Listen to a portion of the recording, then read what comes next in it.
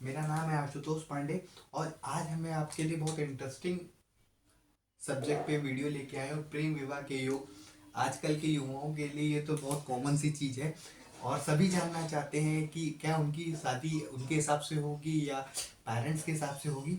तो उसके बारे में आज थोड़ी सी चर्चा और कुछ पॉइंट्स ऐसे बताना चाहूँगा कि आप अपनी कुंडली में देख सकते हैं। वैसे होते तो बहुत सारे पॉइंट हैं, सब में अलग अलग भी हो सकते हैं, लेकिन हम जो बताने जाएंगे एक आइडिया आपको लग जाएगा कि हाँ ऐसा हो हुआ है तो चीज़ें होंगी। ठीक है, तो सबसे पहले प्रेम विवाह के लिए हमको सबसे पहले देखना पड़ता है शुक्र को, क्योंकि शुक्र दाम्पत्य जीवन का कारक है।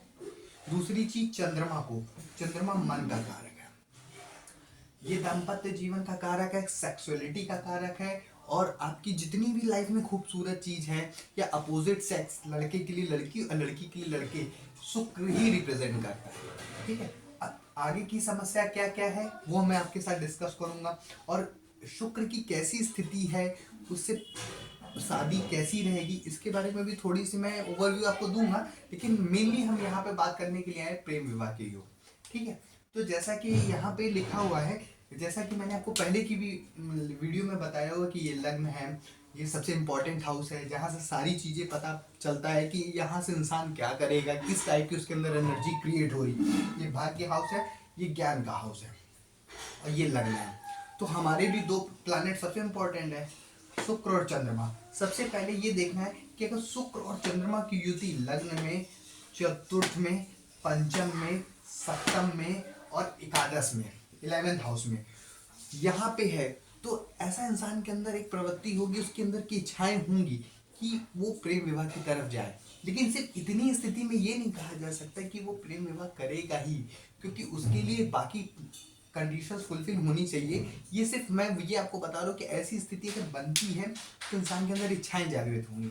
क्योंकि अब कुछ पॉइंट और भी बताना चाहता हूँ, ये 5th हाउस है, जैसा कि आपको पहले भी बताया ज्ञान का हाउस है, लेकिन यहाँ से प्रेम देखा जाता है। और ये 7th हाउस है जहाँ से शादी देखी जाती है। इन दोनों का कॉम्बिनेशन, इन दोनों भाव का जो हाउस की जो चीजें हैं साथ में इंटरेक्ट होनी चाहिए, जिसकी वजह से आपकी शादी प्यार से शादी में बदलेगी। और ये लग्न, ये तो सबसे इंपॉर्टेंट हाउस है।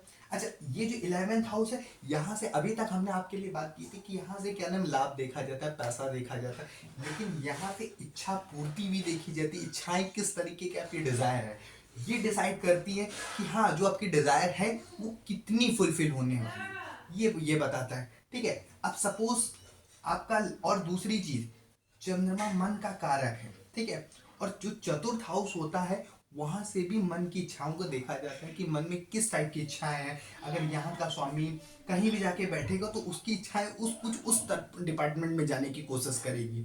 अब बात करते हैं कि क्या क्या स्थितियां बनेंगी और कैसी कैसी स्थितियां बनेंगी जो हम ये देख सकते हैं कि प्रेम विवाह होगा कि नहीं। ठीक है, तो हमने आपसे पहले भी बता चुकी शुक्र और चंद्रमा की इंपॉर्टेंस बहुत ज्यादा है। दूसरा मैंने यहाँ पे अलग से लिख के रखा राहु। राहु एक कलयुग का ऐसा प्लानट है जिसको हम ब्रेकिंग ट्रेडिशंस के नाम से जानते हैं, कि ये किसी भी परंपरा को नहीं मानता। प्रेम विवाह करना भी एक, आप ट्रेडिशन से अलग जा रहे हैं, आप किसी अदर कास्ट में कर रहे हैं, उसकी राहु की इन्वॉल्वमेंट बहुत ज़्यादा है। आपको किसी अपने बड़ी उम्र की लड़की से प्यार हो गया या छोटे उम्र बहुत छोटे, ये भी राहु से ही देखा जाता है, क्योंकि ये कुछ ऐसा काम करता है जो समाज से थोड़ा हट करके, और इसकी इंपॉर्टेंस बहुत ज़्यादा है इस काम में। क्योंकि अब मान लीजिए सपोज करिए आपको किसी बड़ी लड़की से आपकी इच्छाएं है कि शादी करे, तो भाई राहु की इन्वॉल्वमेंट हो रही होगी, कहीं ना कहीं से शनि की भी हो रही है, क्योंकि शनि मेच्योरिटी का कारक है और उससे एज भी देखी जा सकती है कि कैसा, कितना बड़ा होगा कितना छोटा होगा। तो अब सपोज करिए कि सबसे इंपॉर्टेंट जो बहुत ज्यादा फेमस स्थिति है और जो बहुत ज्यादा क्या नाम है प्रबल योग होते हैं, अगर यहाँ का स्वामी यहाँ पे और यहाँ का स्वामी यहाँ पे परिवर्तन योग कर ले, ये है आपका शादी का हाउस, ये आपका प्रेम हाउस। अगर यहाँ का स्वामी इधर और यहाँ का स्वामी इधर आ जाए तो ये एक प्रबल स्थिति बनती है प्रेम विवाह के योग। लेकिन इसमें एक ध्यान रखना है कि अगर किसी किसी लग्न में क्या होता है कि यहाँ का स्वामी इधर आने में या यहाँ का स्वामी इधर आने में नीच का हो जाता है, जिसकी वजह से ये भी समस्या देखी गई कि शादी के बाद ऐसे लोग बहुत परेशान रहे हैं। तो ये भी देखना है हमें अपनी कुंडली में कि अगर हम प्रेम विवाह करते हैं तो क्या सुख में रह सकते हैं, क्योंकि इंपॉर्टेंट तो सबसे ज्यादा खुशियां है, और वो नहीं है तो फिर कोई फायदा नहीं है। तो ये भी इंपॉर्टेंट देखना इंपॉर्टेंट है। तो यहाँ का स्वामी अगर यहाँ जाके नीच का हो रहा है, ये 7th हाउस शादी का हाउस है और ये प्रेम का हाउस, अगर यहाँ का स्वामी यहाँ पे जाके नीच का हो रहा है या शत्रु में जा रहा है या बहुत उसकी कंडीशंस बिगड़ रही हैं, तो मैं अपना पर्सनल सजेशन दूंगा कि प्रेम विवाह की तरफ ना जाए। लेकिन हो जाएगी शादी अगर आप कोशिश करेंगे, लेकिन ना जाए, क्योंकि ऐसा आपका जो दाम्पत्य जीवन होगा बहुत कठिन हो जाएगा, प्रॉब्लम में आ जाएगी, समस्याएं होंगी, आप लोगों में बनेगी नहीं, इस टाइप की प्रॉब्लम्स आ सकती हैं। और वही स्थिति यहाँ का भी स्वामी अगर उठ के इधर आएगा तो वही स्थिति बनेगी। ठीक। दूसरी, अगर शुक्र यहाँ पे बैठ जाए, चंद्रमा यहाँ पे बैठ जाए, यहाँ पे बैठ जाए, यहाँ पे बैठ जाए, यहाँ पे बैठ जाए, तो अभी हमने बताया कि ऐसे शुक्र और चंद्रमा जहाँ भी बैठेंगे वो आपको प्रेम। लेकिन अगर उस शुक्र चंद्रमा के बीच में सपोज करिए, उस शुक्र चंद्रमा के बीच में कहीं से भी मंगल आ जाए, मंगल यहाँ बैठ जाए, चाहे यहाँ बैठ जाए, चाहे यहाँ बैठ जाए, ऐसे कितने भी हाउस है बैठ जाए, तो मंगल किसका कारक है? एनर्जी का। ये एक सेनापति किसी भी चीज को पाने की कोशिश करता है। तो शुक्र और मंगल की युति, आप वैसे भी आपने बहुत जगह पढ़ा होगा, देखा होगा कुछ वीडियो में, कि ये युति वैसे भी थोड़ी सी चीज़ों में लेकर के अपोजिट सेक्स के को लेकर के बहुत ज़्यादा फेमस है।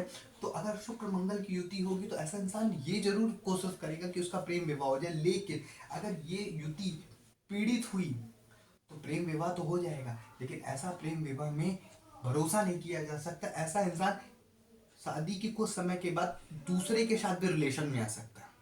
कहने का मतलब उसने शादी अपनी ही इच्छा से की, अपनी ही पसंद की लड़की से की, अपने पसंद के लड़के से की, लेकिन वो किसी दूसरे के साथ अफेयर में आ सकता है। अगर ये मंगल और शुक्र के साथ बैठ करके ये कहीं से भी इस पर राहु की दृष्टि पड़ जाए या शनि की दृष्टि पड़ जाए तो ये कंडीशंस प्रबल योग बन जाता है। क्यों? क्योंकि राहु चीज़ों को गलत डायरेक्शंस पे ले जाने का काम करता है, इस कंडीशंस में ये बनता है। तीसरी चीज कि अगर बाय द वे, अगर कभी कभी आपने स्थितियां अलग अलग भी देखी होंगी कि अगर जैसे हमने कुछ स्थिति बताई जिसमें नहीं बनी, तो कुछ ऐसी भी स्थिति होती है, जैसे सपोज करिए शुक्र आपका यहाँ बैठा है और लग्नेश, ये जो लग्न है ये भी आके यहाँ बैठ जाए, शुक्र लग्नेश, ये शुक्र है और ये लग्नेश है। ठीक है, लग्नेश मान लीजिए कोई भी हो सकता है, मंगल भी हो सकता है, बुध भी हो सकता है, शुक्र भी। तो क्या है कि ऐसा इंसान की इच्छाएं होंगी कि वो शादी करे अपनी मनपसंद की लड़की से, और उसमें ये भी कंडीशंस बनती हैं कि मनपसंद में वो प्रेम विवाह की तरफ भी जा सकता है। अगर सप्तम हाउस का स्वामी कोई भी हो सकता है, बाय द वे सपोज करिए कोई है, हम कहते हैं गुरु है सप्तम हाउस का स्वामी और यहाँ पे आके बैठा है, ठीक है, उसके साथ ये शुक्र भी यहीं पे आके बैठ जाए, ठीक है, तो ये बहुत प्रबल योग बन जाते हैं प्रेम विवाह के। लेकिन इसमें एक चीज और देखी गई कि ऐसा इंसान को जो अपना लाइफ पार्टनर मिल रहा है वो हो सकता है अपने कर्म क्षेत्र से मिल रहा है, जहाँ पे वो काम कर रहा है उसके थ्रू मिल रहा है, या कहीं भी वो जॉब कर रहा है वहाँ पे भी साथ में काम करते करते अपनी चीजें आगे बढ़ गई और उन्होंने शादी कर ली। ठीक है, तो ये कारण बनता है कि ऐसा हो सकता है कि अगर शुक्र यहाँ पे बैठ रहा है और उसके इस भाव के स्वामी, जैसे इस भाव का स्वामी गुरु, और दोनों यहाँ बैठ जाए, तो दो तीन स्थितियां बनती है, जैसे कि आप जहाँ पे काम कर रहे हैं वहां से कोई ऐसा चीज हो जाए, या आप जिससे भी शादी कर रहे हैं वो आपको परमानेंट जॉब वाली मिल जाए, क्योंकि कर्म क्षेत्र यहाँ से हम अपनी नौकरी और पैसा देखते हैं। ठीक है, अब सपोज करिए कि शुक्र यहाँ बैठा है, उसके साथ लग्नेश भी बैठा है और चंद्रमा भी बैठा है। ठीक है, ऐसा दाम्पत्य जीवन अच्छा तो है, अच्छा तो बहुत है, क्योंकि मंगल वो है जो इच्छाओं के पीछे ले जाता है, शुक्र स्त्री है, आपकी शादी भी हो जाएगी। लेकिन जैसा कि मैंने पहले भी बोला है कि ऐसे पे कहीं से भी शनि और राहु की दृष्टि नहीं पड़नी चाहिए, वरना प्रॉब्लम क्या आएगी कि आपको दाम्पत्य जीवन को तो खराब कर ही देगा, ये घर तो आपका खराब कर ही देगा, शादी वाला घर, और ये आपके चरित्र, ये आपका लग्न है, मतलब यहाँ से आपका व्यक्तित्व देखा जाता है, तो आपके वो चरित्र को भी वो खराब कर देगा। चरित्र का ये मतलब आप समझ सकते हैं कि हम क्या कहना चाहते हैं।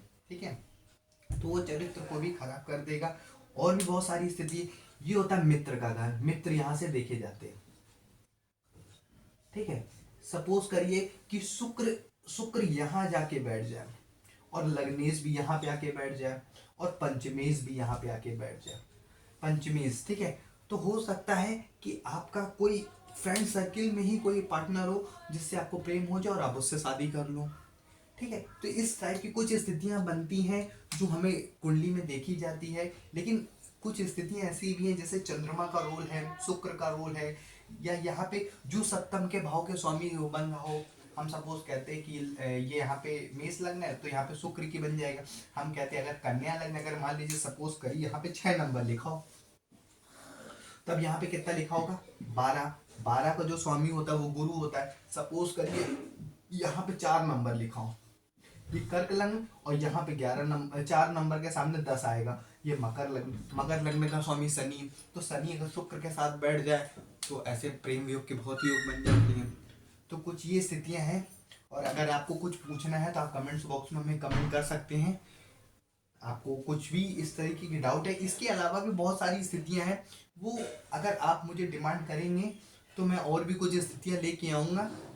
ये आपके डिमांड पे, आपके कमेंट बॉक्स में आप जैसे भी कमेंट्स करेंगे उसके बेस पे हम आगे भी कुछ और भी चार्ट लेके आएंगे जिनके में प्रेम विवाह हुआ और वो क्या कंडीशंस बनी है जो बन। लेकिन एक स्थिति हम और बताना चाहेंगे कि अगर सपोज करिए कि जैसे यहाँ का शुक्र और गुरु, यहाँ का स्वामी गुरु दोनों यहाँ बैठे हैं और उस पर कहीं से भी शनि की दृष्टि पड़ जाए ऐसे चीज पे, तो ऐसे में ये मान लिया जाता है कि ऐसा इंसान जो भी से जिससे भी शादी करेगा उसकी एज ज्यादा होगी, वो उससे बड़ी उम्र का होगा। अगर लड़का है लड़की से शादी कर रहा तो वो उससे बड़ी उम्र, अगर लड़की है अगर किसी लड़के से शादी करे तो वो मेनली बड़ी ही देखी जाती है, लेकिन वो थोड़ी एज ज्यादा हो सकती है, जो थोड़ा एज गैप ज्यादा हो सकता है। कुछ ऐसी स्थितियां बन जाती है।